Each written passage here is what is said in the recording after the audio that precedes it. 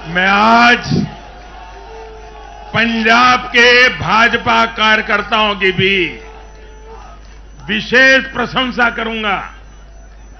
उन्होंने विपरीत परिस्थितियों में जिस प्रकार पार्टी का झंडा बुलंद किया है, वो आने वाले समय में पंजाब में भाजपा की मजबूती को, देश की मजबूती को एक अहम स्थान के रूप में विकसित करेंगे, ये मेरा पूरा विश्वास है। पंजाब में भाजपा एक शक्ति के रूप में उभरनी है, ये मैं अपनी आंखों के सामने देख रहा हूं दोस्तों। सीमावर्ती राज्य होने के नाते पंजाब को अलगाववादी राजनीति से सतर्क रखना भाजपा का कार्यकर्ता जान की बाजी लगा करके भी इस काम को करता रहेगा।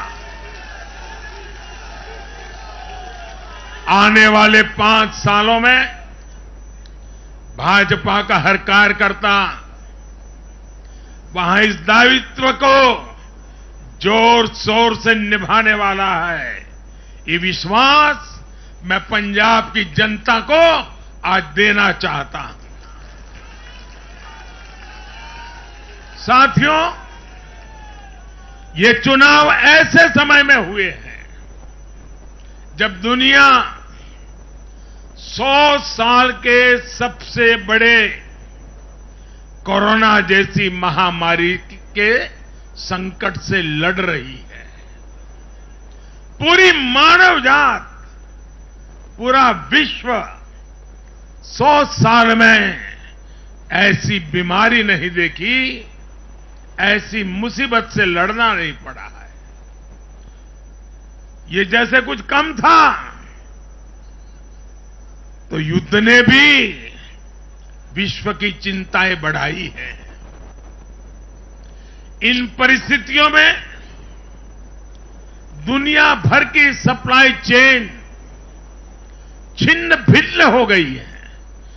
2 साल से सप्लाई चेन पर बहुत ही विपरीत प्रभाव हुआ और युद्ध ने उसमें और जोड़ दिया। इन चुनौतियों से निपटने के लिए भारत ने जो कदम उठाए, आर्थिक स्तर पर जो फैसले लिए, गरीब कल्याण के जो फैसले लिए, उन सभी ने भारत को संभलकर आगे बढ़ने में बहुत मदद की।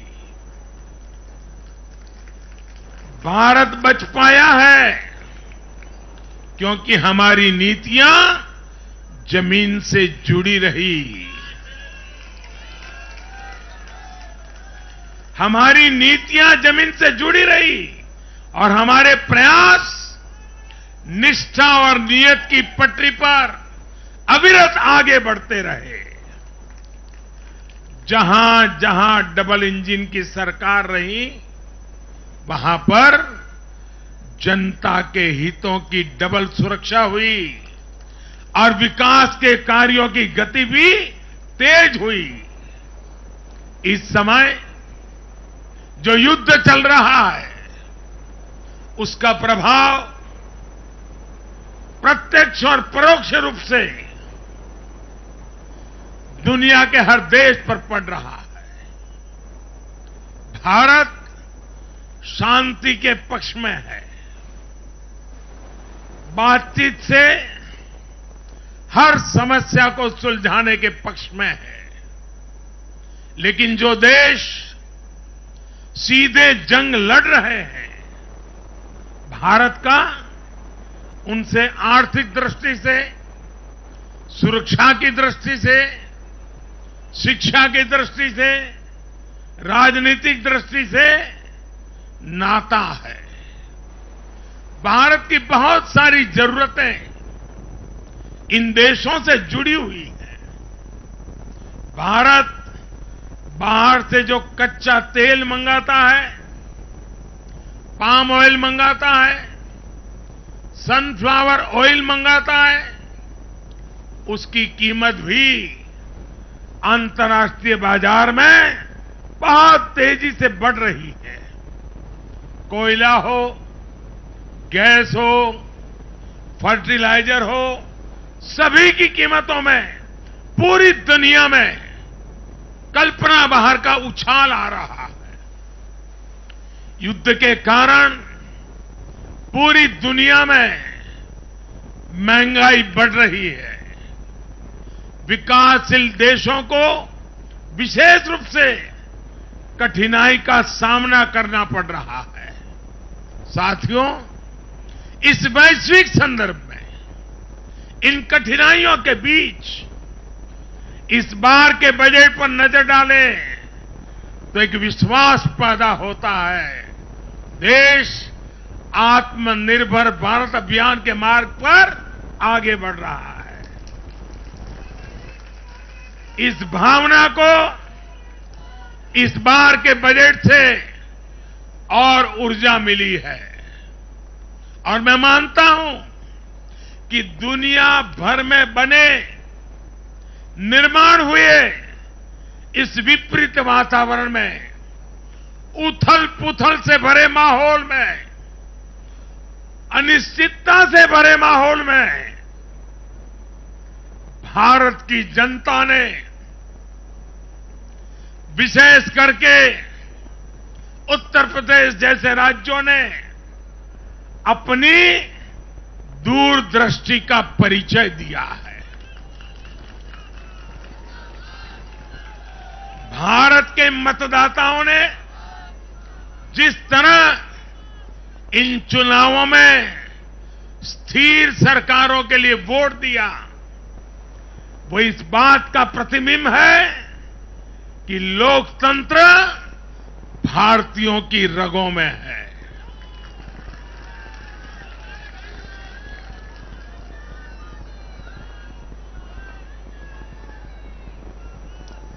लेकिन भाई और बहनों, आज इस अवसर पर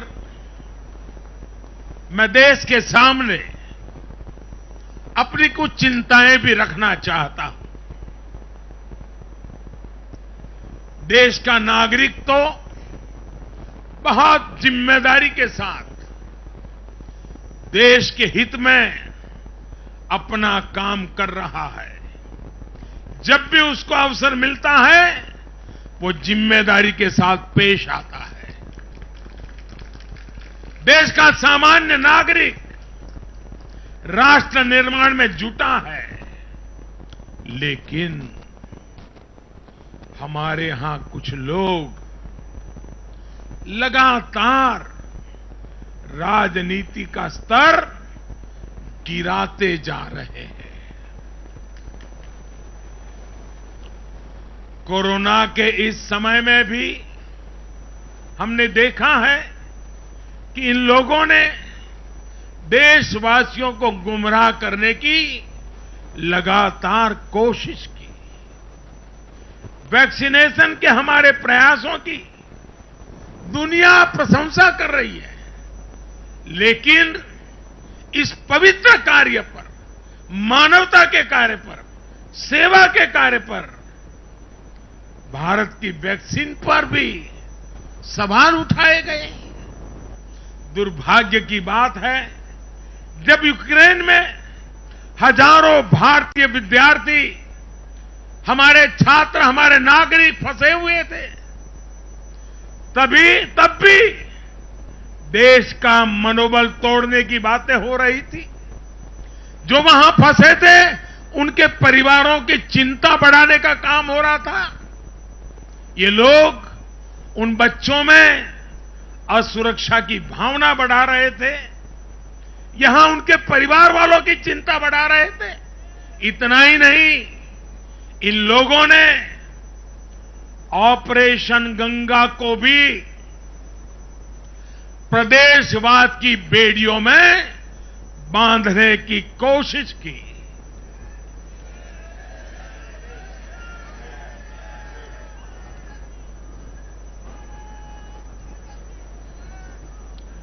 हर योजना को, हर कार्य को क्षेत्रवाद, प्रदेशवाद, जातिवाद, संप्रदायवाद का रंग देने का प्रयास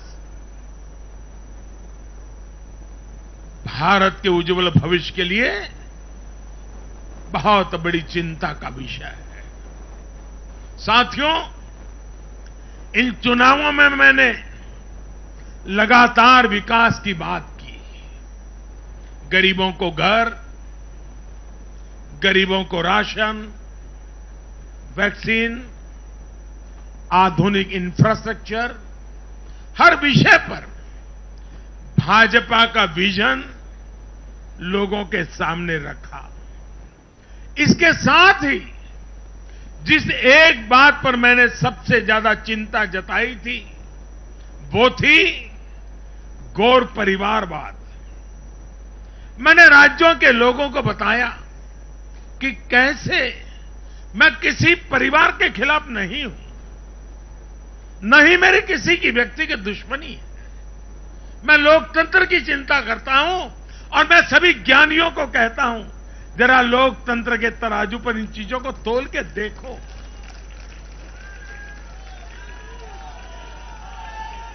और मैंने लोगों को बताया कैसे परिवारवादी राजनीति ने उनके राज्य का कितना नुकसान किया है, राज्य को पीछे ले जा रहा है। और मुझे खुशी है कि मतदाताओं ने इस बात को समझते हुए भी इस चुनाव में अपना वोट दिया है, लोकतंत्र की ताकत को मजबूत किया। साथियों, ये लगातार बहस बहुत जरूरी है। भारत जैसे लोकतंत्र में और देश को जिस ऊंचाई पर ले जाना है उसको ध्यान में रखते हुए जिन मुद्दों को मैं उठा रहा हूं उसको निरपेक्ष भाव से बहस होना जरूरी है। भारत में परिवारवादी राजनीति का, ये मेरे शब्द लिख करके रखिए दोस्तों, एक न एक दिन ऐसा आएगा जब भारत में परिवारवादी राजनीति का सूर्यास्त ये देश के नागरिक करके रहेंगे।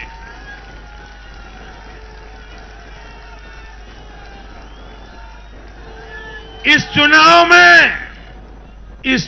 में देश के मतदाताओं ने अपनी सूझबूझ का परिचय दिखाते हुए ये क्या होने वाला है इसका इशारा कर दिया है। साथियों, आज एक और विषय में देश के लोगों के सामने रखना चाहता हूं। ये विषय है भ्रष्टाचार के खिलाफ कार्रवाई को रोकने की साजिश। आप मुझे बताइए साथियों, क्या भ्रष्टाचार के खिलाफ कार्रवाई होनी चाहिए कि नहीं होनी चाहिए? भ्रष्टाचार करने वालों पर कड़ी कार्रवाई होनी चाहिए कि नहीं होनी चाहिए? ये भ्रष्टाचार रूपी दिमाग देश में से नष्ट होनी चाहिए कि नहीं होनी चाहिए? साथियों, हमारे देश में भ्रष्टाचार के खिलाफ लोगों में, भ्रष्टाचारियों के खिलाफ, ऐसे लोगों के प्रति एक भयंकर नफरत का भाव रहता है। देश की गाढ़ी कमाई को लूटकर अपनी तिजोरी भरने की ये प्रवृत्ति कुछ लोगों की पहचान के साथ जुड़ गई है। भारतीय जनता पार्टी 2014 में एक ईमानदार सरकार का वायदा करके चुनाव जीती थी और हमारी ईमानदारी को देखकर 2019 में जनता ने हमें और ज्यादा आशीर्वाद दिया।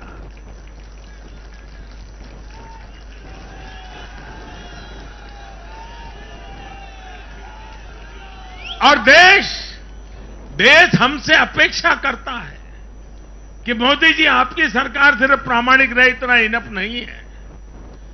आप ही हैं, आप ही की सरकार है जो भ्रष्टाचारियों को सजा कर सकती है, उन पर कठोर से कठोर कार्रवाई कर सकती है। मुझे बताइए, जनता की इस अपेक्षा को मुझे पूरा करना चाहिए कि नहीं करना चाहिए? जनता की आशा आकांक्षा के लिए सरकार ने जिम्मेवार व्यवहार करना चाहिए कि नहीं करना चाहिए? लेकिन आज हम देख रहे हैं जो निष्पक्ष संस्थाएं हैं, जो पूरी तरह इंडिपेंडेंट हैं, वे अगर भ्रष्टाचार के खिलाफ कार्रवाई करते हैं तो ये लोग और उनका पूरा इकोसिस्टम अब भ्रष्टाचारियों की रक्षा करने के लिए उन संस्थाओं को बदनाम करने के लिए मैदान में आ गए हैं।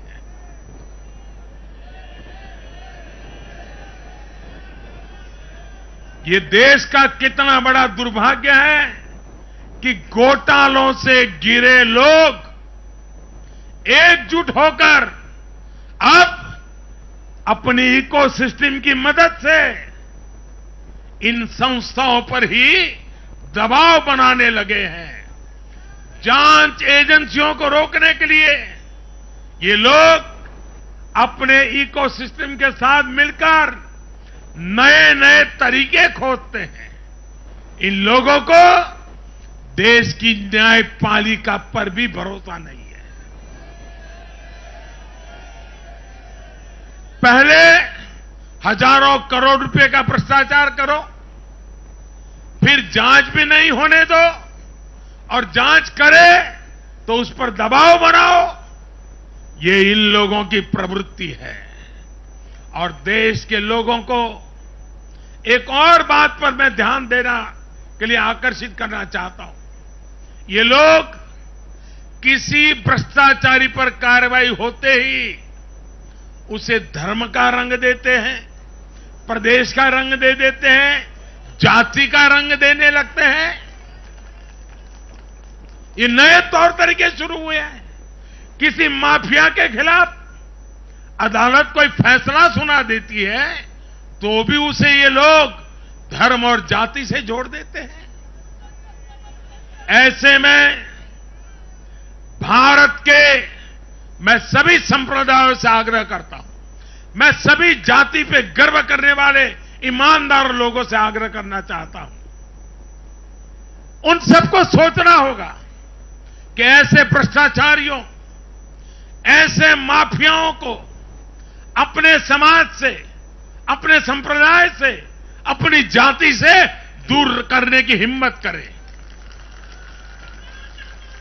इससे समाज भी मजबूत होगा, संप्रदाय भी मजबूत होगा और हर व्यक्ति का भला होगा।